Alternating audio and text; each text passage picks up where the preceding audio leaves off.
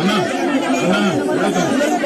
కాయిదాలు పెట్టు ఈ కాయిదాలే అవసరం. నాగరాజు మీ అందరికీ నా ప్రార్థన, మీ అందరితో మీ దగ్గర అన్ని కాయిదాలు ఉన్నాయి. మీకు ప్రభుత్వమే ఇచ్చిన పట్టాలు, భూదాన్ బోర్డు ఇచ్చిన పట్టాలు, భూదాన్ అంటే ప్రభుత్వమే ఇచ్చిన పట్టాలు మీకు కాడ ఉన్నాయి. మరి మీకు గతంలో మీరు ఇక్కడ ఇంటి పన్ను కట్టిన దాఖలాలు ఉన్నాయి. అలాగే గతంలో ఇక్కడ కరెంట్ స్తంభాలు ఉండేది. ఇవాళ ఇందిరమ్మ రాజ్యం అని చెప్పి ఇల్లు కొట్టే కార్యక్రమానికి ప్రభుత్వం శ్రీకారం చుట్టింది. మీకోసం కొట్లాడడానికి, మీకు ధైర్యం చెప్పడానికి, మీకేమి కాదు పట్టాలు మళ్ళీ మీకు ఇక్కడే ఇప్పించడానికి మనందరం వచ్చింది. దయచేసి నా రిక్వెస్ట్ మీ అందరితో, మీరు ఇట్లా హడావుడు చేస్తే ఎట్లా, హడావుడు చేయకండి. అన్ని ఉన్నాయి, కాయిదాలు అన్ని ఉన్నాయి, కోర్టు ఆర్డర్లు ఉన్నాయి, కాయిదాలు ఉన్నాయి.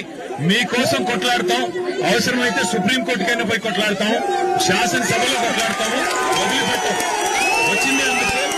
దయచేసి ధైర్యంగా ఉండండి, ధైర్యంగా ఉండండి తల్లి, ధైర్యంగా ఉండండి. మళ్ళీ ఇక్కడే మీకు ఇల్లు కట్టించి ఇక్కడే గృహప్రవేశాలు చేయించే బాధ్యత మాది.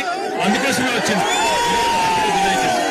ఎవరు భయపడద్దు, ఎవరు ధైర్యపడద్దు, ఎవరు ఎక్కడికి పారిపోద్దు. నేను మీ అందరికి చెప్పేది ఏమంటే ఐకమత్యంగా ఉండండి.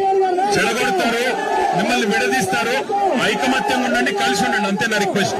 నిన్ననే మేము రావాలి నిజానికి ఇక్కడ, కానీ పోలీసులను పెట్టి అధికారులను పెట్టి ఆటంకాలు కల్పించి ఇవాళ మేము ఇక్కడికి వస్తుంటే కూడా మిమ్మల్ని ఇక్కడికి రానికుండా చేసినారు. మిమ్మల్ని అక్కడ బంధిస్తే మీరు గోడలు దిక్కొచ్చిన వాళ్ళు ఉన్నారు ఇక్కడికి. మేము వస్తే ఇక్కడ మీరు రాకూడదు. ఏం భయం ఏంది? నేను ఒకటే మాట్లాడుతున్నా, ప్రభుత్వం